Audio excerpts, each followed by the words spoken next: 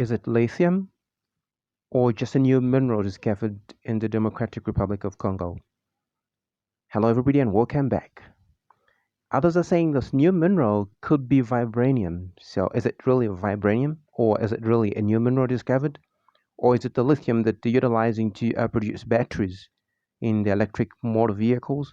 So, these are some of the questions and issues that are rising after the discovery of that mineral, which lights a bulb and definitely shows you that the electricity that is generated from the mineral could light for 72 hours continuously. So that shows you how mineral wealth this country is. So with all those natural resources, I'm sure the country could do much, much better than what it's doing currently. But anyway, it's a little more political than what you assume when it comes to the war sourcing resources from Africa. Allegedly. Kama mkishakuwa na hela sana, kama kuna vitu vingi kwenu, kutakuwa matatizo kwa sababu kila mtu anachotaka ambacho mnachopata kwenu. So these are just some of the reasons. And if you take a closer look, that was also discovered in Zambia, in Sinazongwe and the Zimba area. The same lithium, but not the exact one that was found in Congo, but this is just lithium again. So you take a close look and see what is happening at the moment. There's a lot of natural resources unveiled in the Democratic Republic of Congo, elsewhere in the continent of Africa. Just look at this wealth. And there's a reason why a lot of Westerners are flocking and coming into the African continent at the moment. Because they need to Allegedly. source this Children mining. vehicles and several other means of exploitation of other technological devices. Anyway, listen to this video. Listen to the clip. Often the only way to survive. Literally without a childhood. We showed you yesterday how the mineral cobalt is most often unearthed in the Democratic Republic of Congo, also known as DRC. Many top electronic and electric vehicle companies need cobalt to help power their products. We spoke with some of the companies that use cobalt in lithium-ion batteries. All acknowledged problems with the supply chain, but said they require suppliers to follow responsible sourcing guidelines. Apple is an industry leader in the fight for responsible sourcing, but it says walking away from the DRC, quote, would do nothing to improve conditions for the people or the environment. To provide for his family. I have to go and work there, he told us, because my grandma has a bad leg and she can't. And this was by the investigative journalist Deborah Pott. There is no one to look after her, he said. I am the one who helps. It's a common story in the DRC. Kids need to work to survive. I feel very bad because I can see my friends going to school, Ziki told us, and I'm struggling.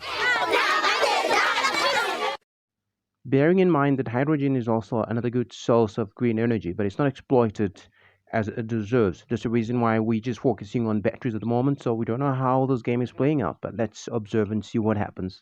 Listen to what Jeremy Clarkson on Top Gear says in regarding hydrogen cars. So the only thing that comes out of the back of that, all that comes out is water, H2O, that's it. It's completely zero emissions, and really astonishing. The hydrogen fuel cells are actually extremely clever, much better than batteries, because the fuel cell stack in that develops 100 kilowatts. It is, and that's, well, that would be enough like for your house. Yeah, well, it would be 100 electric fires, but in my house, I mean, even if you put lots of stuff on, like the immersion heater, the cooker, the telly, the central heating. Your electric curlers. My electric curlers. A gramophone. And the giant flashing illuminated neon picture of Freddie Mercury. Yes.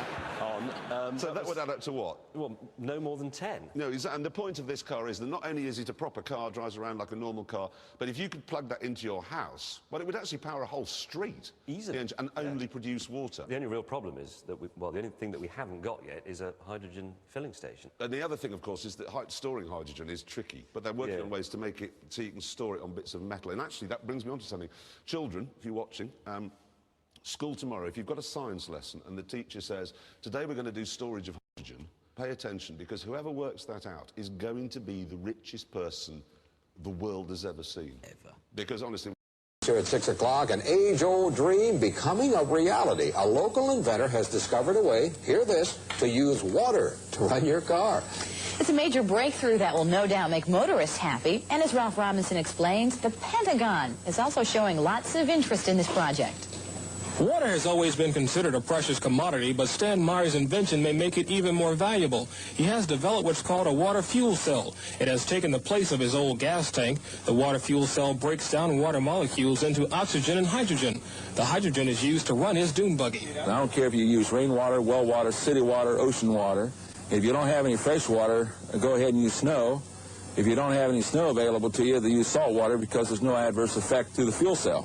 Meyer started working on this project 4 years ago. He's not a scientist. He isn't even a chemist. In fact, he never graduated from college.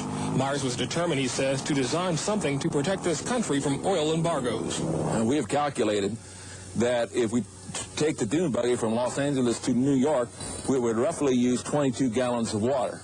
The Pentagon flew a lieutenant colonel in last week to look at Meyer's invention. There's talk of possibly using it in the Star Wars defense program and to run Army tanks. Myers is currently perfecting a water fuel cell for cars. It will cost about $1,500. He says it won't need any maintenance, and you won't have to replace it. It'll be at least 2 years before the fuel system goes into mass production. The day it happens will be one the fuel industry hates, but it'll put a smile on the face of those who've had to say at one time or another, fill her up.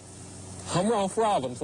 There you have it. And if you're watching for the first time, please consider subscribing, give us a like, and click the notification bell to get notified next time we post a new video. Thank you for watching, and see you in the next one. Bye.